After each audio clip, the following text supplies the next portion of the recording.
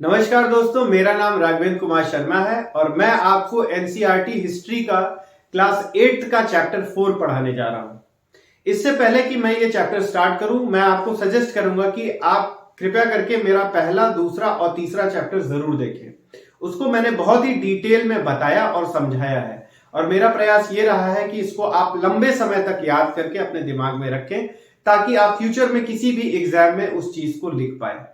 चलिए अब हम लोग इस चैप्टर को स्टार्ट करते हैं।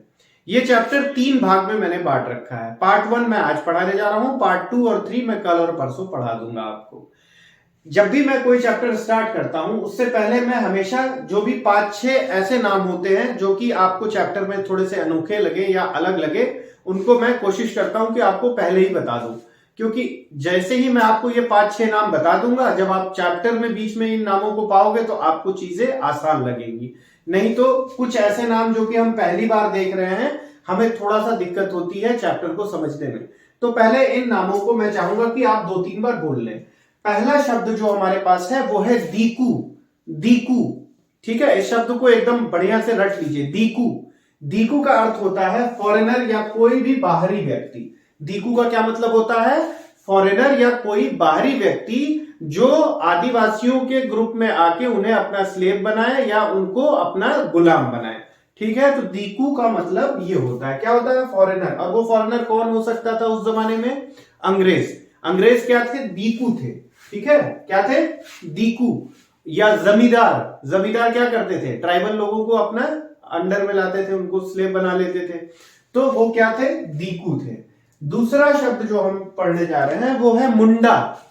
मुंडा, ठीक है, वो पंजाबियों वाला मुंडा नहीं, ये ट्राइबल ग्रुप वाला मुंडा है। ठीक है, चलिए वैसे भी याद कर लीजिए अगर जैसे आपको याद हो जाए। तो ये क्या है? मुंडा। ठीक है। तीसरा है संथाल। संथाल, संथाल, ठीक है, ये भी एक ट्राइबल ग्रुप का नाम है। मुंडा क्या है? ट्राइबल ग्रुप का नाम है। और ओरंस क्या है? ओरंस। ओरंस, ओरंस। अब देखिए क्या खास बात है, ये तीनों ट्राइबल ग्रुप है वो छोटा नागपुर में, झारखंड में पाया जाता है। ठीक है, झारखंड और बिहार के एरिया में है, लेकिन अब आपकी बुक में झारखंड लिखा हुआ है तो आप झारखंड ही मानिए कि ये आपका क्या है? झारखंड में पाया जाता है। फिर उसके बाद क्या है? खोंड। खोंड, ये भी आपका एक ट्राइबल ग्रुप का नाम है और ये कहां पाया जाता है? ओडिशा में पाया जाता है। ठीक है, ट्राइबल ग्रुप खोंड कहां पाया जाता है? ओडिशा में पाया जाता है। और ये लास्ट है बैगा। बैगा कहां पाया जाता है? सेंट्रल इंडिया में, यानी कि मध्य भारतवर्ष में ये पाया जाता है। ठीक है, तो ये क्या है? बैगा। तो एक बार फिर से रिवाइज कर ले हम लोग। दीकू जो कि फॉरेनर है, फिर मुंडा, उसके बाद संथाल, उसके बाद ओरेंस, फिर खोंड और उसके बाद बैगा। ये कुछ ऐसे नाम हैं जिनको आप अपने दिमाग में बैठा लीजिए। धीरे धीरे आप इसके आदी हो जाएंगे और ये चैप्टर आपको बहुत ही अच्छे से समझ में आएगा। स्टार्ट करते हैं चैप्टर के स्टार्टिंग से। Tribal Diku and the vision of golden age. तो ट्राइबल का जब इसका हम नाम ही पढ़ते हैं चैप्टर का, तो हमें समझ में आता है कि एक ट्राइबल की बात हो रही है, आदिवासी की बात हो रही है, दीकू की बात हो रही है और विजन ऑफ गोल्डन एज की, मतलब एक ऐसे समय की बात हो रही है, एक ऐसे स्वर्ण समय की बात हो रही है जिसकी सब लोग विजन रखते हैं या सोच रखते हैं कि हमारा ये जो एज है उस तरह का एज हमारे, या युग उस तरह का हमारे आ जाए वापस। ठीक है, तो चैप्टर के स्टार्टिंग में बताते हैं कि बिरसा नाम के एक व्यक्ति होते हैं। एक व्यक्ति हैं जिनका नाम बिरसा है और वो 1895 में छोटा नागपुर झारखंड में पाए जाते हैं। और उनको देखने के बाद लोग सोचते हैं कि वो भगवान है। क्यों भगवान है? क्योंकि लोगों का ये मानना था कि वो अनाज को डबल कर देंगे, एकदम बढ़ा देंगे। और वो क्लेम भी करते थे बिरसा कि मैं भगवान के ही बराबर हूं और वो लोगों को के डिजीज को दूर कर देंगे, लोगों की बीमारियों को दूर कर देंगे।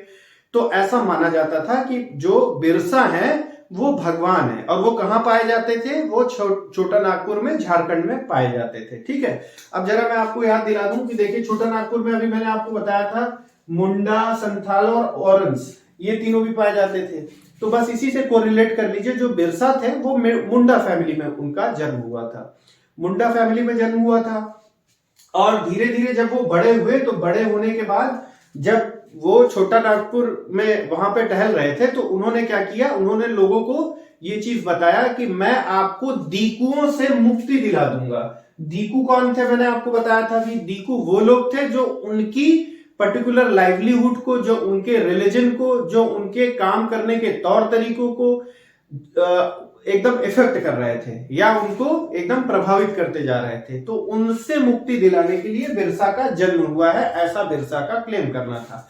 और उनके ढेर सारे फॉलोअर हो चुके थे। अब स्टोरी की स्टार्ट तो हो जाती है कि आदिवासी ग्रुप के रहते हैं बिरसा। कौन से आदिवासी ग्रुप? मुंडा ग्रुप के रहते हैं। और अच्छा, एक दो चीजें जो मैंने और नहीं बताई, उसमें संथाल और ओरंस ग्रुप के भी जो ट्राइबल के लोग रहते हैं, आदिवासी ग्रुप के समूह के लोग रहते हैं, वो भी बिरसा को बहुत फॉलो करते थे, पसंद करते थे या उनके अनुयायी थे। ठीक है, तो बिरसा का समर्थन वो लोग भी करते थे। और बिरसा ये क्लेम करते थे कि हमारे यहाँ जो दीकू आ गए हैं, जो फॉरेनर्स आ गए हैं, उनको वो फ्री करा देंगे, दीकुओं से लोगों को वो फ्री करा देंगे, जो वहां के ट्राइबल एरिया के लोग हैं। ये बिरसा का क्लेम था। अब स्टोरी की स्टार्ट होती है तो ये होता है कि भाई ट्राइबल वाले जो ग्रुप के लोग होते हैं वो कैसे रहते थे उस समय में। जैसे आज के समय में हम लोगों का जीवन बहुत ही सिंपल है। अगर आप देखेंगे तो हम लोगों के घर में किस तरह की अर्निंग है या कैसे हम लोग, तो एकदम लाइफ स्टाइल अलग है। तो उसी तरह आदिवासी लोगों का भी लाइफ स्टाइल हुआ करता था। तो वो क्या क्या था उसके बारे में हम लोग पढ़ते हैं। और हम लोगों के दिमाग में ये क्वेश्चन उठ रहा होगा कि भाई बिरसा किससे फ्रीडम दिलाना चाहते थे? अगर अंग्रेजों से दिलाना चाहते थे तो क्या अंग्रेज अब क्या फॉरेस्ट एरिया या हिली एरिया में भी पहुंच चुके थे? तो आदिवासी ऐसे ग्रुप होते थे जो कि फॉरेस्ट एरिया या हिली एरिया में मोस्टली पाए जाते, जो पहाड़ी या फिर जंगली एरिया में पाए जाते थे। तो उन एरिया तक भी अब अंग्रेजों का शासन आने लगा था। जैसा कि हम लोगों ने चैप्टर 1, 2, 3 में पढ़ा था कि अंग्रेज कैसे आते हैं, अलग अलग जगहों पे अपनी कुनीतियां लगाते हैं। स्थलीय भागों में काफी उन्होंने हड़प नीति लगा के काफी जगहों को हड़प लिया था। अब उनकी कुनीतियां कहां तक पहुंच गई थी? उन दुर्गम क्षेत्रों में भी पहुंच गई थी, उन जगहों पे भी पहुंच गई थी जहां पे हमारे ट्राइबल ग्रुप के लोग रहते थे, जो कि सबसे कट के रहते थे, जिनका आम लोगों से कोई लेना देना नहीं था। और उनकी खुद की एक कम्युनिटी थी, उनका खुद का एक कुटुंब था। और वो हम लोगों के कुटुंब से काफी हटके थे। मतलब उनका ऐसा सिस्टम नहीं चलता था कि जातिवाद, भेदभाव, इन सब चीजों से वो काफी दूर चलते थे, वो काफी हटके रहते थे। ठीक है ना? और ये था हमारे ट्राइबल ग्रुप्स का एक छोटा सा इंट्रोडक्शन। तो अब हम लोग पढ़ेंगे कि ट्राइबल ग्रुप कैसे कैसे अपना जीवन व्यापन करते थे और कैसे कैसे रहते थे। तो जो पहला टॉपिक हम लोगों को बताया गया है कि कुछ ऐसे थे जो झूम कल्टीवेशन करते थे, जो झूम की खेती करते थे। ठीक है, तो वो झूम की खेती होती क्या है, अब पहले हम लोग वो समझ लेते हैं।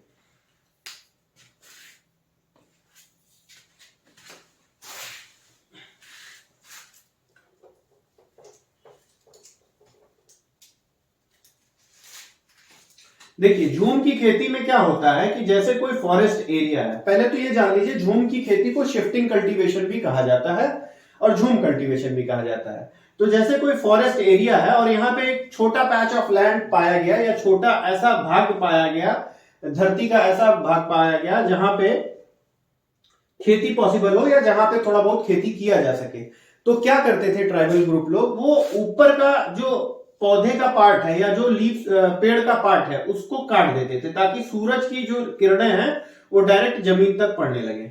ठीक है, ये सूरज भगवान है और ये क्या है? ये पेड़ है। तो उसको काट देते थे और इस लैंड पे, इस जमीन पे जो भी घास फूस रहता था उसको जला देते थे, और जलाने के बाद उसी घास फूस को इसी जमीन पे बिखेर देते थे।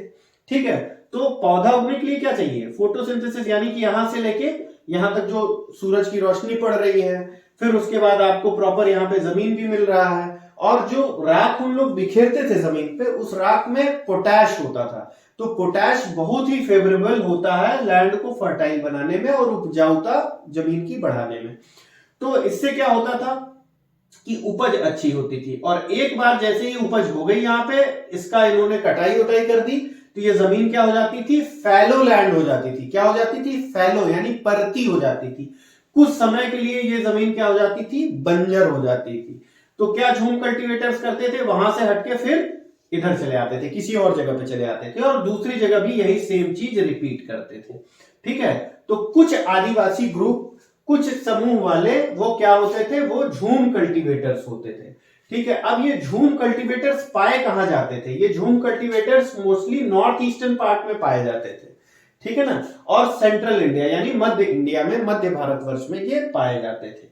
ये कल्टीवेशन करने के लिए किन चीजों का ये इस्तेमाल करते थे? ये एक्स का इस्तेमाल करते थे यानी कुल्हाड़ी का इस्तेमाल करते थे, और कुदालों का इस्तेमाल करते थे। फावड़ा देखा होगा ना आप लोगों ने, फावड़े से इस्तेमाल करके इस तरह से ये अपनी खेती बाड़ी करते थे और अपना जीवन यापन करते थे। तो ये पहला था। अब दूसरे पॉइंट पे आते हैं हम लोग। दूसरे पॉइंट पे हमने देखा कि जैसे कि कुछ लोग जो घुमंतु होते थे, जो एक जगह से दूसरी जगह घूम घूम के अपना जीवन यापन करते थे, कुछ ऐसे भी आदिवासी ग्रुप थे जो कि हंटर और गैदरर्स थे। हंटर का मतलब क्या होता है? शिकार करके जो अपना पेट पालन करते थे, जीवन यापन करते थे। और गैदरर्स थे मतलब जो भी शिकार से उनको चीजें मिलती थी, जो भी सामान उनके पास आता था, उस सामान को वो क्या करते थे? ले जाके लोकल मार्केट में बेच देते थे। तो ये करते क्या थे कि जो भी ये हंटर और गैदरर्स कहां के होते थे? मोस्टली वो कहां के होते थे? ओडिशा के होते थे। और ओडिशा का कौन था? मैंने आपको बता रखा था, ये खोंद। खोंद जो है ये ओडिशा के थे, अभी मैंने मिटा दिया इधर पे। तो वो कहां के थे? वो ओडिशा के थे। तो ये क्या करते थे? ये बेसिकली जाते थे, हंट करते थे एनिमल्स को, जानवरों का शिकार करते थे, और शिकार से जो भी मिलता था उसको बराबरी से सब लोग बांट लेते थे, ठीक है। उसको बांटने के बाद अन्य भी चीजें मिलती थी जो फॉरेस्ट से, जो अदर फॉरेस्ट प्रोड्यूस होते थे। जैसे कि क्या होता था? पलाश होता था, पलाश का फ्लावर या कुसुम का फ्लावर। अब ये दोनों चीजें ये क्या करते थे? ये दोनों चीजें ले जाके वहां के लोकल वीवर्स को बेच देते थे, लोकल बुनकरों को वो बेच देते थे। और क्यों बेचते थे? क्योंकि भाई देखो, ये चीज की कौन कर सकता है? इन चीजों को कौन ला सकता है? सिर्फ आदिवासी ग्रुप ही ला सकता है, क्योंकि ये फॉरेस्ट एरिया में होते थे और इन्हीं को पता रहता था। तो जो लोकल वहां के बुनकर थे, या जो लोकल जो लेदर वर्कर थे, जो कि चमड़े के व्यापार से संबंधित थे, वो लोग किस पे डिपेंडेंट होते थे? वो डिपेंडेंट होते थे खोंद के ऊपर, जो ओडिशा के खोंद होते थे, ठीक है। याद रखिएगा दोस्तों, देखिए ओडिशा के कौन है? खोंद। मुंडा, संथाल, ओरंस कौन है? छोटा नागपुर, झारखंड, ठीक है ना, याद रहेगा ना। तो ये है आपका, ये इन पे ये डिपेंड करते थे, ठीक। तो जो अच्छा, कुसुम और पलाश से क्या होता था? इन फ्लावर्स से तेल निकलता था, ठीक। तो इन फ्लावर से रंग निकलता था, और इन रंगों से वो अपने कपड़े की या चमड़े की रंगाई करते थे। कौन करता था? जो लेदर वर्कर्स होते थे और जो वीवर्स होते थे, यानी जो बुनकर होते थे और जो आपके चमड़े से संबंधित जो कार्य करते थे, वो अपने कपड़ों में रंग इसी से लगाते थे। अब ये जो हंटर और गैदरर्स थे, ये अपने खाने के लिए तेल यूज करते थे। किस चीज का तेल यूज करते थे? वो साल और महुआ का तेल यूज करते थे। साल क्या होता है? साल एक तरह का पौधा होता है, ठीक है। तो उस पौधे का तेल निकाल के और महुआ का तेल निकाल के इन लोग अपने खाने पीने में इस्तेमाल करते थे, ठीक। तो इस तरह से ये अपने जीवन यापन को करते थे। लेकिन आपको क्या लगता है कि क्या ये पर्याप्त होता होगा? किसी जानवर को मार के खा जाना ही क्या पर्याप्त होता होगा किसी आदिवासी समूह के लिए? नहीं, ऐसा बिल्कुल नहीं था। ऐसा क्यों नहीं था? क्योंकि भाई देखो, इन लोग जो है सिर्फ मीट से तो काम चलेगा नहीं, तो कुछ उनको अनाज भी चाहिए रहेगा। तो उस अनाज के लिए क्या करते थे? जो ये चीजें वो बेच रहे हैं, कुसुम और पलाश, ये सारी चीजें बदले में आसपास के मार्केट में जाके बेच लेते थे और वहां से जो है सामान ले लेते थे। तो कई बार तो वो बार्टर सिस्टम से ऐसा करते थे। बार्टर सिस्टम तो आप जानते ही होंगे कि बार्टर, अपना सामान लेके और दूसरे सामान को ले लेना। मतलब थोड़ा सा हमने जो है चमड़े का सामान बेच दिया और थोड़ा सा अनाज ले लिया। लेकिन ये, इससे हमें ये भी तो पता चलता है कि ये सब लोग टोटली किस पे डिपेंड करते थे? टोटली फॉरेस्ट प्रोड्यूस पे। जो भी हमारा वन हमको देगा बस उसी पे ये डिपेंडेंट होते थे। मतलब कि अगर फॉरेस्ट में हमारे पास जानवर होंगे तब तो हमें चमड़ा मिलेगा, तभी तो ऐसा होगा, या हमारे पास जड़ी बूटियां मिलेंगी या हमें फल मिलेगा, तभी तो हम डिपेंडेंट रहेंगे। अब इन केस हमारे पास फॉरेस्ट प्रोड्यूस नहीं है, तो उस आदिवासी भाई का क्या हाल होगा? वो भाई क्या करेगा? वो वहां से निकल के बाहर जाएगा शहर की तरफ और वहां के लोगों से वो उनके अंडर में काम करने लगेगा। और उस समय के जमींदार, उस समय के लोग क्या करते थे? बहुत ही ज्यादा शोषण करते थे आदिवासी ग्रुप्स का, क्योंकि उन लोगों का खुद का शोषण होता था अंग्रेजों द्वारा। तो वो ज्यादा से ज्यादा काम करा के थोड़ा सा पैसा आदिवासी ग्रुप लोगों को देते थे। अब इसी में एक आदिवासी ग्रुप है बैगा, जिसके बारे में मैंने आपको बताया। बैगा ये एक ऐसा आदिवासी ग्रुप था जो कि बहुत ही स्वाभिमानी ग्रुप था। ये नहीं चाहता था कि ये अपने वन को छोड़ के कहीं और जाए और किसी के अंडर में काम करे, ठीक है ना। वो नहीं चाहता था कि वो अपनी जगहों को छोड़े और कहीं और जाके किसी के अंडर में काम करे। लेकिन अब समय कुछ ऐसा चल रहा था धीरे धीरे कि हमारे जो आदिवासी ग्रुप थे बेचारे भाई, उनको जो है बाहर जाके लोगों से पैसे लेने पड़ते थे, मनी लेंडर्स से। क्यों लेने पड़ते थे? कि उनकी और भी जरूरतें होती थी। कई बार तो फॉरेस्ट प्रोड्यूस कम पड़ जाते थे तो उन्हें बाहर जाके उनके अंडर में काम करना पड़ता था। कई बार मनी लेंडर्स से ज्यादा ब्याज में पैसे लेने पड़ते थे। जो वहां के व्यापारी थे उनसे पैसे ज्यादा ले लेते थे वो, ज्यादा ब्याज कर करके। और इसके प्रभाव से क्या हुआ, वो और गरीब होते गए और उनके प्रभाव के अंडर में आते गए। और इसीलिए उनको ये लगने लगा कि दीकू जो फॉरेनर्स है, फॉरेनर्स कौन? जमींदार, उन्हीं की वजह से उनका जो पर्सनल लाइफ है वो इफेक्ट होता जा रहा है, क्योंकि वो उनको कर्जे में डाल देते थे और वो दोबारा अपने घर वापस नहीं जा पाते थे और उनका पूरा जीवन कट जाता था सिर्फ कर्जे को पूरा करने के लिए। तो ये रीजन था कि वो बेचारे बहुत ही कोसते थे सारे दीकुओं को, यानी कि फॉरेनर्स को। फॉरेनर मतलब कि जो उनके समुदाय से बाहर हो। अब बात करते हैं समवर हर्डर्स। तो हर्डर्स कौन होते हैं? हर्डर्स वो होते हैं जो चरवाहे होते हैं। मतलब कि ये क्या करते थे, मैं पहले इसको मिटा लेता हूं।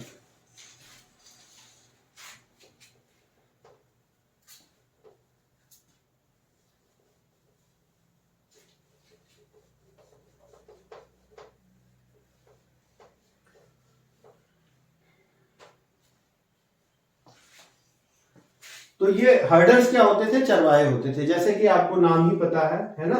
तो ये चारों तरीके के हर्डर्स के बारे में ये दिया गया है। पंजाब में कौन थे? वन गुजर थे। तो पंजाब के जो हिली एरियाज के थे, जो पहाड़ी एरिया के जो थे ट्राइबल एरिया, वो क्या थे? वन गुजर कहलाते थे। और वो क्या रखते थे? वो बेसिकली काऊ और बफलो यानी कि गाय और भैंस रखते थे, ठीक है। तो उन्हें क्या कहा जाता था? कैटल हर्डर्स भी कहा जाता था, ठीक। उसके बाद हम बात करते हैं आंध्र प्रदेश। आंध्र प्रदेश के जो लबाड़ीज थे वो भी सेम काम करते थे। और कुल्लू के जो गद्दी थे वो क्या करते थे? वो शेफर्ड्स थे, है ना। और जो हमारे कश्मीर के बकरावाला थे वो बकरी पालन करते थे। तो ये बताया गया। तो बेसिकली इनका क्या काम था? ये एक जगह से दूसरी जगह पे सीजन के हिसाब से जाते थे। जहां पे उनको पशुओं को खाने के लिए चीजें मिल जाती थी वहां ये रहते थे। और जब उस जगह के संसाधन, उस जगह के रिसोर्सेस खत्म हो जाते थे तो वो ये दूसरी एरिया की तरफ बढ़ जाते थे अपने कैटल्स को लेके, ताकि ये अपनी जीविका को आगे बढ़ा सके। तो दोस्तों पार्ट 1 यहाँ पे खत्म होता है। अब मैं आपको पार्ट 2 कल डिलीवर कर दूंगा। और यदि आपको हमारा सेशन अच्छा लगा हो तो please like, share and subscribe जरूर करिएगा। तो आज के लिए इतना ही। Thank you.